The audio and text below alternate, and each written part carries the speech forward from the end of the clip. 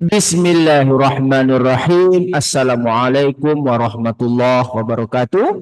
Kembali bersama saya Dr. Rado Yendra dan Rado Institute. Kita akan terus mengisi dunia maya Indonesia dengan berbagai kegiatan Tridharma perguruan tinggi. Bedah riset artikel merupakan suatu kegiatan yang sangat menjadi favorit bagi para peminat dari pembahasan riset artikel ini. Akan terus kita gencarkan. Kita fokus kepada coding pemrograman komputer untuk bagaimana mengeksekusi model-model yang muncul.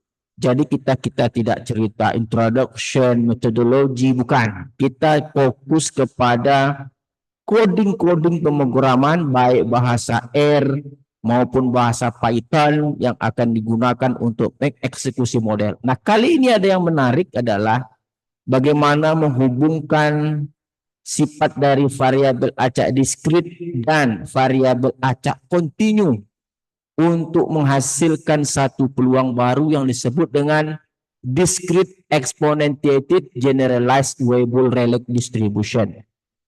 Terbit di tahun 2026 maksudnya di Axioms Journal. Dapat codingnya Anda peroleh nanti di link.id Rado Institute dengan panduan, ada cover yang berwarna biru, ada judulnya di situ. Anda coba nanti cari di link.id Rado Institute. Oke, kita coba lihat teoritikal, bagaimana teoritikal yang akan kita bahas pada pagi hari ini. Kita coba lihat. Nah, ini dia. Satu riset artikel yang terbit di jurnal Axioms. Oke, Axioms itu terbit tahun 14 Februari 2026. Ini publish. Masih baru ya, masih terasa baru. Nah, dalam riset artikel ini ada teknik untuk menghasilkan satu fungsi ada disebut dengan PMF, probability mass function. Nah, probability mass function ini kalau dia di continue namanya probability density function.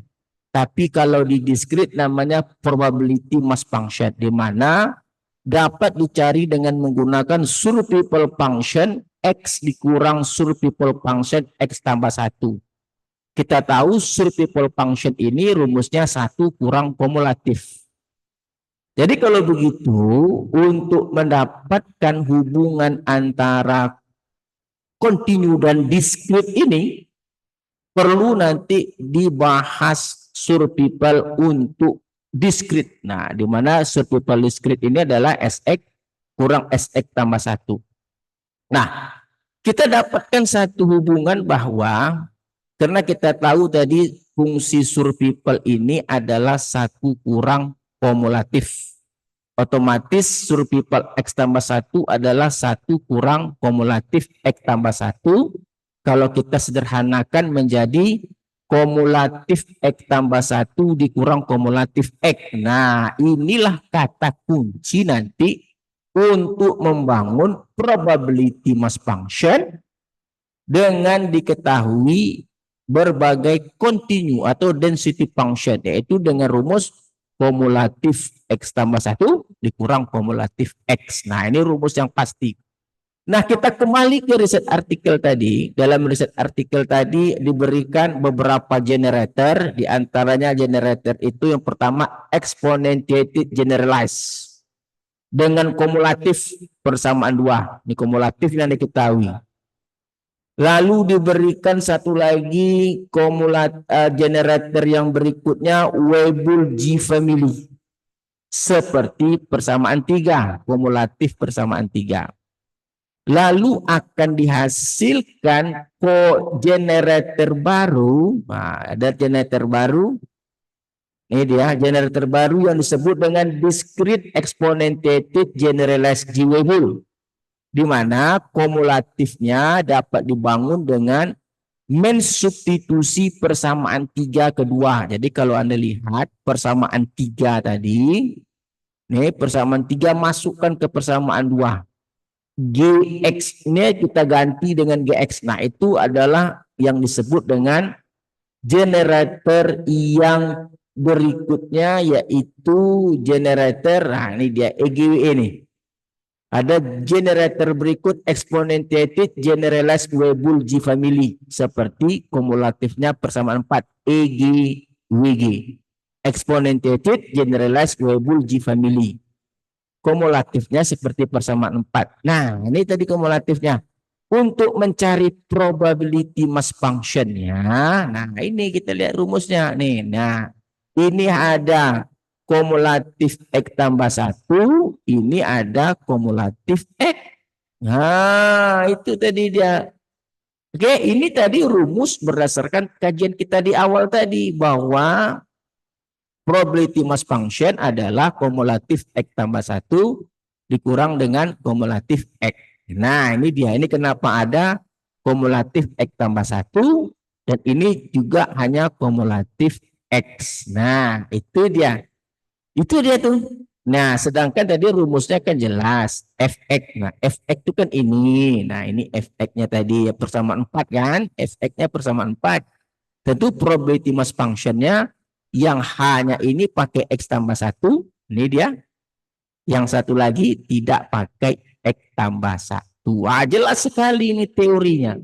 Jelas sekali. Nah, Hx inilah nanti yang menjadi baseline. Menjadi baseline Hx ini nanti jadi baseline-nya. Apa baseline yang digunakan? Salah satunya dalam kajian ini baseline yang digunakan adalah Rayleigh. Wah, ini kita lihat.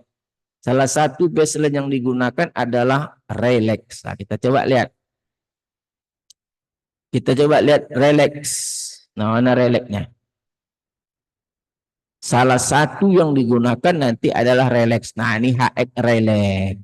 Nah, sehingga probability mass function itu ini.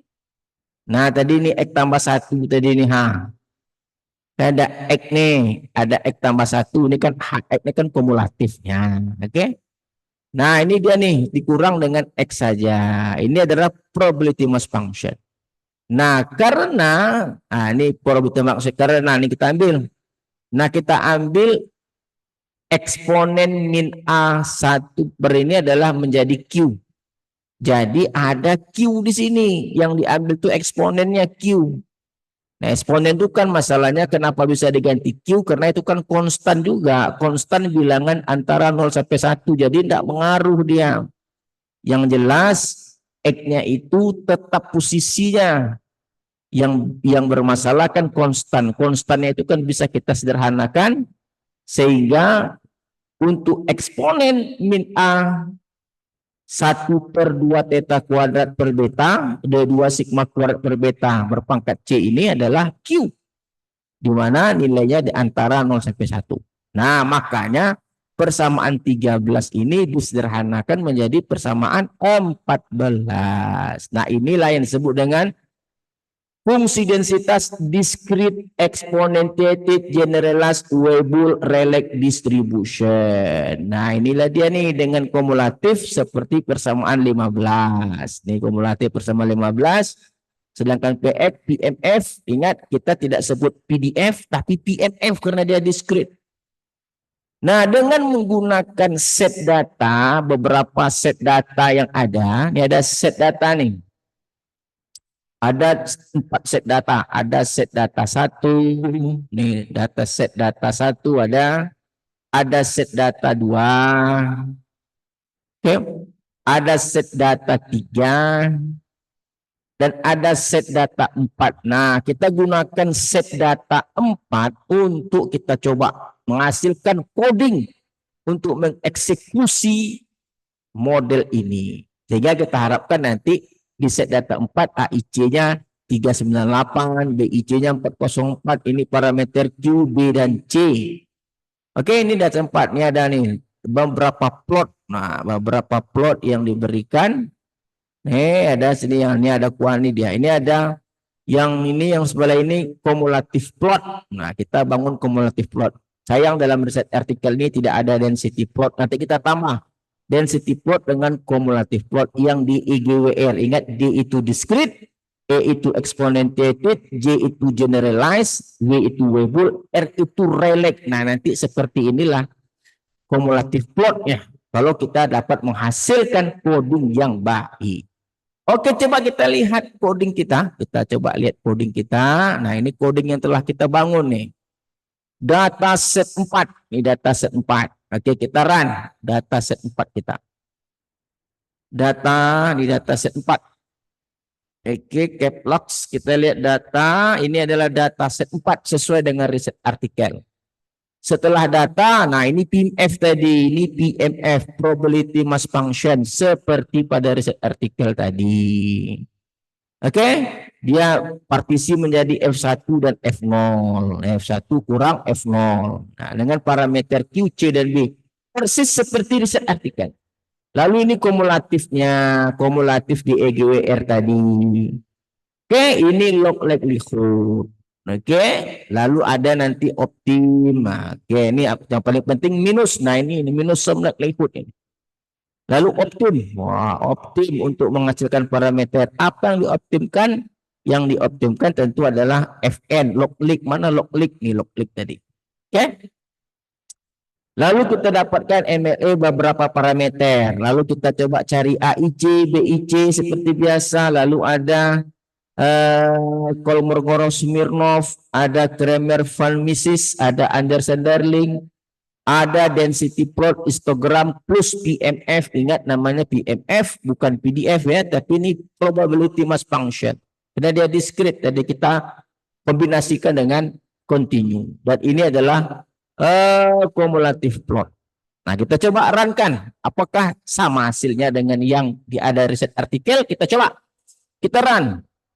Kita run semuanya, kita coba run dulu beberapa hasil sebelum gambar. Kita run, kita lihat hasilnya. Oke, mantap.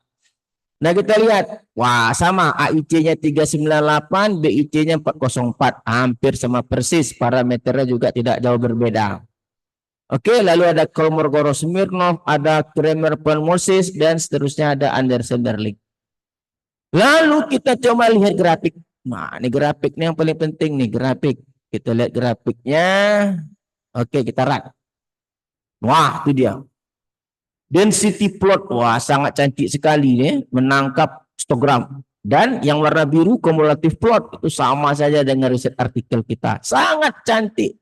Di mana yang berwarna biru, cumulative theoretical itu mampu menghampiri sempurna fungsi tangga yang dihasilkan oleh empirical CDF. Wah, ini juga cantik sekali.